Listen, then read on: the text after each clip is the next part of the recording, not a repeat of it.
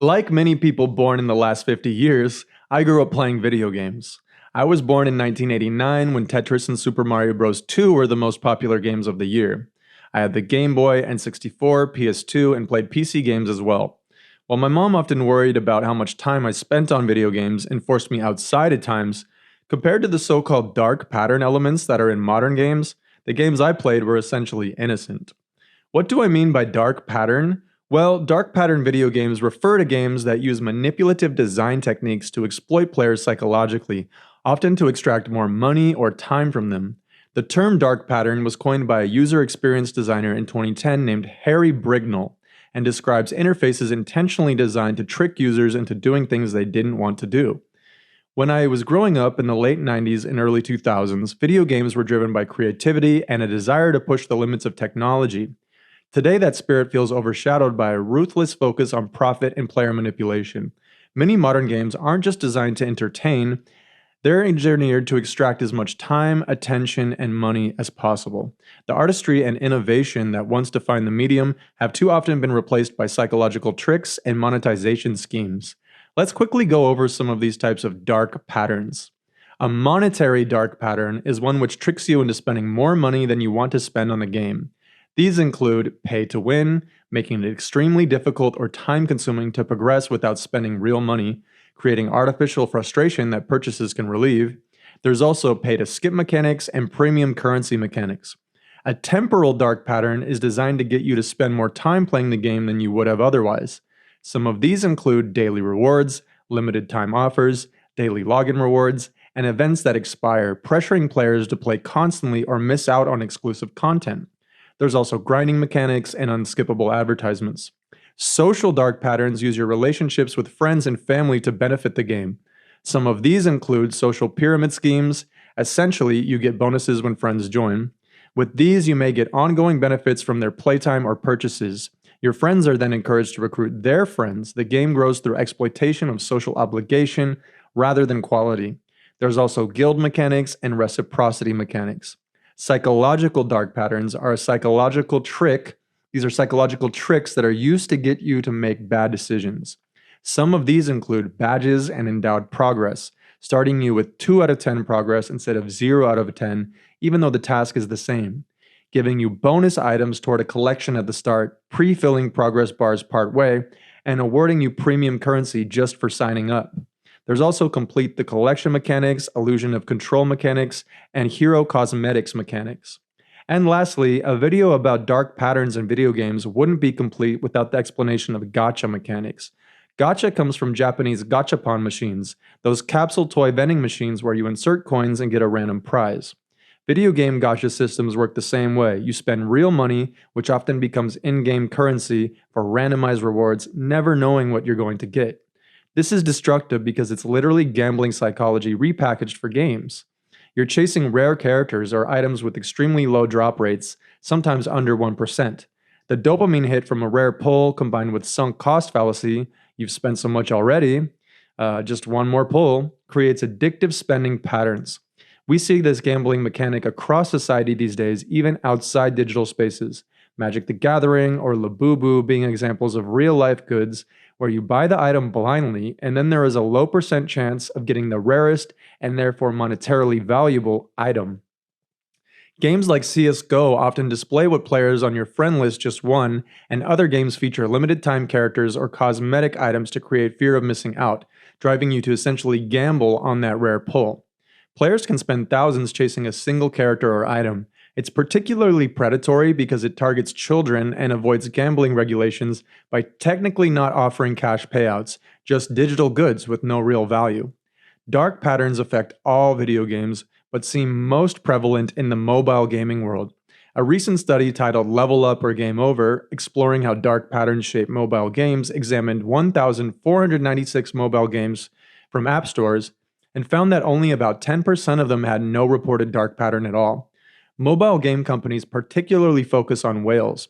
A whale is a player who spends exceptionally large amounts of money on in-app purchases, often thousands or even tens of thousands of dollars on a single game. The term comes from casino gambling slang where whales are high rollers who bet enormous sums. In mobile games, whales typically represent a tiny fraction of the player base, often 1 to 2% or less, but can generate the majority of a game's revenue, sometimes 50 to 80% or more.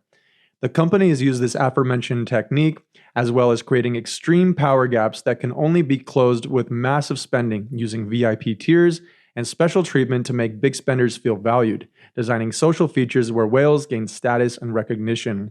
It has been proven as well that a lot of whales are not wealthy people, but just severely addicted people who spend everything they have, no different than this phenomenon of course occurring in real-life physical casinos. Whales are not all just rich kids.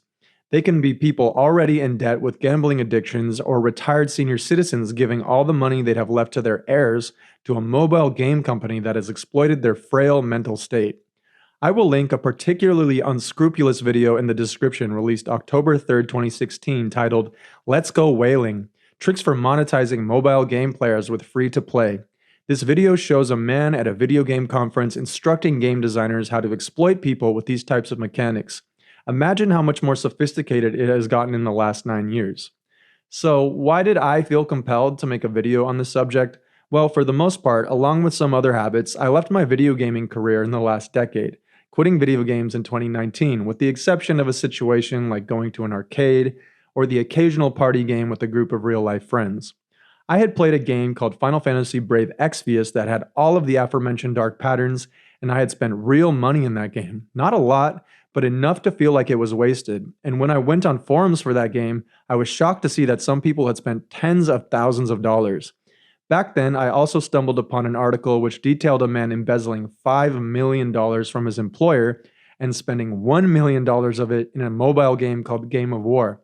That absolutely blew my mind. That shouldn't even be possible, I thought, because growing up, the absolute maximum you could spend on a video game was the $60 sticker price. That's it. No DLC, no in-game tokens or coins, that was it. I realized that the minefield for gamers these days, especially kids, is so much more dangerous. However, this past summer, after having spent 3 years in Italy in a new life, doing a new career, I was taking my first trip back to California. Perhaps in my excited and nervous state to be returning home for the first time after ever spending that much time away, I forgot my decision to never play any solo games again, and I downloaded a game that seemed innocent enough, Dream League Soccer. In the game, you build and manage your own dream soccer team. All of the players are real-life players, and you customize your kit, stadium, name, coach, everything. I thought, I'll just play around with it for the airplane ride and delete it when I arrive in the USA. But the gameplay ended up being quite fun, and I started wanting other real-life players the game offered, stadium upgrades that I wasn't able to get fast enough by using the coins I got from winning matches. I finally succumbed to the temptation to get a couple players from AC and Inter Milan, where I live, which cost in-game currency, and then I started thinking my stadium looks too poor quality for a professional team, so I'll just spend a few more dollars to get a stadium upgrade. And by the time I realized what was happening, I had spent $50 in-game dollars. Not a life-ruining amount, but absolutely it was wasted money and time. At the very least, that time could have gone into a video game that doesn't have any of these dark pattern elements. I uninstalled the game, and for a couple days there was that pain in the stomach stemming from the fact I had spent money on digital code that has absolutely no worth once the game is uninstalled.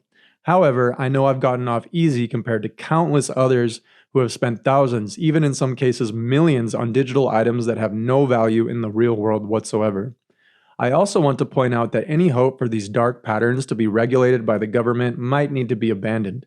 According to a PC Gamer article that I linked in the description, Microsoft, Rockstar, and Epic were sued for using addictive psychological features in games like Minecraft, GTA 5, and Fortnite.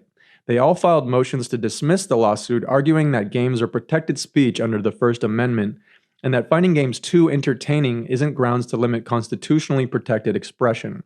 So far, no lawsuits have succeeded. However, we will see. At any rate, it doesn't seem likely that the government will step in and regulate this. Plenty of other things that have the potential to ruin an individual's life are completely legal in modern society. This leaves everything up to personal responsibility. Governments are unlikely to step in and make games less exploitative. Which brings me to my solution to all this. If one wants to continue playing video games in a way where their wallet is not at risk, they have basically two options. Play some of the few new games that come out that have absolutely none of these dark pattern mechanics, or play old games. You could literally spend your entire life just playing older games without these mechanics and not play them all. So let's look at a basic history of games and when the dark patterns exactly started to emerge. Pre-2000s, all games were sold as complete products. Once you bought them, you had the full experience. Mid-2000s, downloadable content, DLC, and expansion packs became common but were usually optional add-ons. They didn't contain anything that was essential for actually winning or enjoying the game.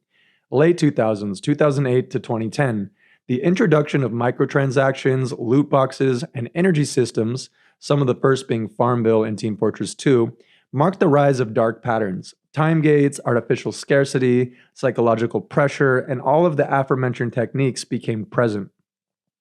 2010s and onward, these tactics spread widely across mobile, console, and even full-price AAA games, FIFA Ultimate Team, Genshin Impact, etc. So, if you want to play games that largely predate dark patterns, 2007 or earlier is a reliable cutoff. These old games also often have fan-made content in the form of mods that also won't cost you anything. For example, Pokemon ROM hacks, where fans have made more enjoyable and improved versions of old Pokemon games, which, unlike Pokemon's new releases, don't have any of these dark mechanics.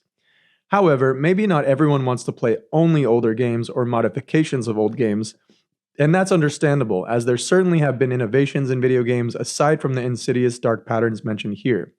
I recommend using the website www.darkpattern.games, which I will link in the description.